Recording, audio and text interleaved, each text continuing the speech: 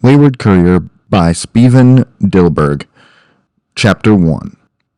I'm going to fucking kill the think tank. Those are the first words out of my mouth when I realized I was not where I was meant to be. I was meant to end up in the Mojave Drive-In, not some dank forest that looked as though it hadn't been touched by the bombs. My first thought was that I was somewhere in Zion. It certainly seemed green enough, but there weren't even any signs of the national park that used to be there. Definitely wasn't the Sierra Madre, thank God, or the Divide, thank God again.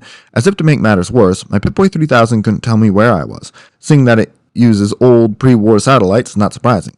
At least I knew that death was not going to happen. A set of elite riot gear, a silenced 12.7mm submachine gun, a marksman carbine, a ranger sequilla, and a displacer glove. Some people might call that kind of weaponry and armor overkill. I call it being better safe than sorry, a lesson I learned the hard way that thinking had been what kept me alive when I was helping the NCR win the second battle of Hoover Dam. Suppose I'd better introduce myself, huh? I run the Lucky 38 casino in the New Vegas Strip. I wiped out the fiends. I put down the powder gangers. I walked into Caesar's tent and put 2 holes in his head as his entire elite guard watched. I beat the monster of the East to the death with his own helmet. A lot of people just call me the Courier. Though, even after all this time, legends die hard because, in the Mojave, that's what I am to a lot of people. A living legend. No map, no radio, no idea where the fuck I was. Great start to what would be a good day. Should have known that was just the first sign. And as if to add insult to injury, I fell on top of the transportal ponder when I landed. So not only did I have no idea where I was, I had no way back. I wasn't the sort to just sit around and wait for something to happen, though. The compass on my Pip-Boy still worked, so I headed northwest. Don't know why, I just felt like it. Things went by uneventfully enough, which was both good and bad. Good because I wasn't using ammo, and bad because my paranoia was at the highest level since shortly after I had managed to escape the Sierra Madre. I had to keep a gun under my pillow for weeks just to get some sleep. Didn't help when one night it went off and nearly put a hole in my head. Eventually, I heard a roar. My first thought was that it was a Yagwai. I hate those things. I also heard what seemed to be screaming. Whatever the thing was, it was attacking someone.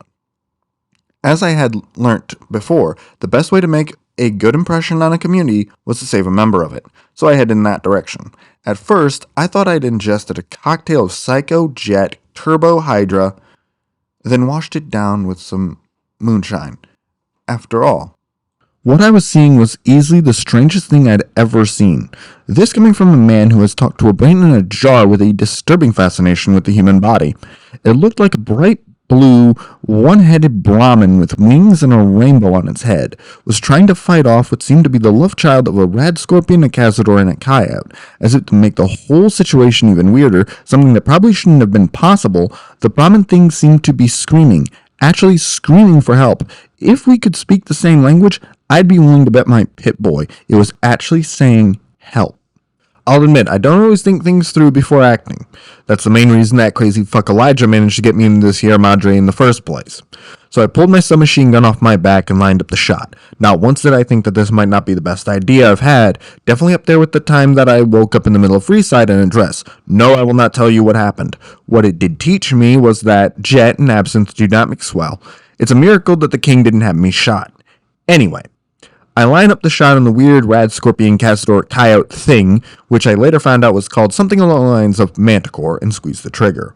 What a lot of people don't know is that the 12.7 has a rather large kickback, powerful enough to send a weaker man onto his ass. By now I knew how to compensate for it, but it still pushes you back a bit no matter what.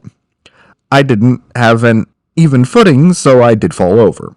Right into a patch of the strangest blue flowers I've ever seen. Turns out they were poisonous in some way, but being completely covered and wearing a filter as part of the helmet meant that nothing bad happened.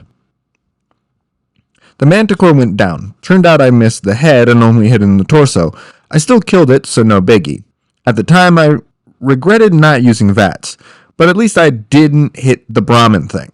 And then something in my brain started screaming at me, telling me that I didn't know the right word. As I picked myself up, it poked at the creature I had just killed with what was a hoof. It was weird seeing human expressions on what looked so much like an animal.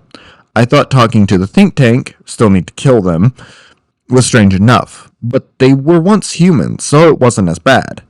Then, just as I stood up and decided to get a better look at it, it screamed. Turns out, killing something was not the best way to go when it came to making a good impression. Never mind the fact that I had just saved it from becoming that thing's lunch. It looked around as it tried to figure out what or who was responsible. Must have thought there was a ghost or invisible monster responsible. I hate nightkin, especially the way they appear 3 feet in front of you with a frickin' sledgehammer. That was about the time when I remembered what the proper word was. Horses. I remember seeing that word in the title of a book I gave to Papa Khan to motivate him to build a nation instead of just another tribe. Then I noticed the thing looking straight at me with vivid red eyes. I had said that aloud, and it had heard me. Fuck. Rainbow Dash stared at the strange thing, the pain in her wing forgotten. The way its eyes glowed a menacing red were, in a way, hypnotic. It looked like nothing she had ever seen before. It had the same basic body shape and posture of a diamond dog, but stood much straighter, making it seem taller. It appeared to be wearing a lot of clothing, most of it made of a material she didn't recognize. What was most frightening, though, was the thing it held. The strange box had spat out a number of, she didn't know what, but it had torn through the chest of the manticore like it was paper. If it turned that thing on her, all I could really do was stare. After all, the small winged horse seemed to be hyperventilating. Again, not really thinking, I slung my gun back onto my back and stepped closer. It stepped back. I didn't want to hurt it. After all, I had just gone to the effort of saving its life. Maybe it thought I only saved it so I could kill it instead. I'm not going to hurt you, I said as loudly as the helmet would let me. Thinking back, wearing something that muffles my speech isn't exactly the best idea. For good measure, I raised my hands, showing they were empty. Rainbow blinked. The creature had just emitted a series of growls and groans that might have been speech. With its hands raised, it seemed as though it was surrendering, but why? She had seen first hoof just what it could do. Maybe it didn't want to hurt her? Before she could ponder any further, there was a loud roar to her left. And that's when another of those manticore things decided to show up. This one seemed thoroughly pissed off. Had I killed its baby? I don't know, and I don't care, even now. As it turned out, it was no bigger than the first one, though the tail did seem longer. I could tell it was going to attack. Wandering through the Mojave gives you a knack for that kind of thing. So, before it could get near, I managed to draw my sequela and fire off 3 shots. 2 missed. I felt like a complete idiot after all. The ammunition for those things isn't exactly 10 rounds a cap. More like 10 caps a round, if you're lucky. The 3rd shot, though, tore a nice big hole in its wing. Didn't know it at the time, but I was using hollow point rounds. What did that mean? It meant a hole the size of my head, a lot of blood, and a very pissed off animal. I thought Deathclaws were fast. Those things have nothing on these guys. With a Deathclaw, I'd be able to get at least another shot off before it would strike. I'd barely even raised the pistol when it smacked me with its paw. I must have flown a good 10 feet before I hit the ground. Thank God for the Kevlar on this thing. It would have ripped me open. Now you see, the one does not simply hit the courier. No, if you hit me, you can expect to get hit twice as hard, and that's exactly what I did. It had pounced at me, thinking I was down. I had managed to ready my displacer glove. I planted the knuckle plate right in the middle of its face. Rainbow watched in shock as the manticore went flying and a loud boom coming from the thing strapped to the creature's arm.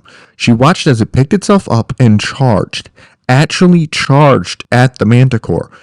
She would have been terrified, but this was among the coolest things she'd ever seen. What came next made her jaw drop. Now you get the idea that I pummeled the crap out of it, right? Good, because that's exactly what I did. No, I won't go into the specifics. I punched it a lot. What kind of details do you need about that? In my rush kill the thing, I managed to completely forget that it had a scorpion's tail. I expected my armor to stop it getting through, but I guess the fucking thing got lucky. Rat scorpion poison isn't the most pleasant thing, true, but whatever the manticore was packing made it feel like Med-X. Oh god, did it burn. Being hit with a flamer has nothing on that. I swear it felt even worse than a Cazador sting. And that is saying something. I went down screaming.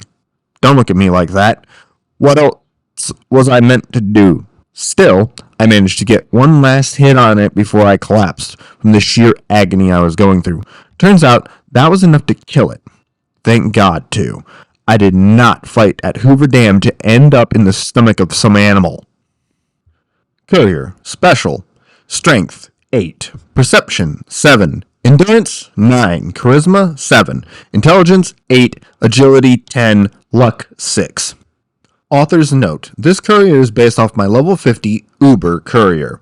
Yes, you can get those special stats. It ain't easy, and it requires a mod. Don't expect this to update much. This was written on a whim, so updates will come on a whim.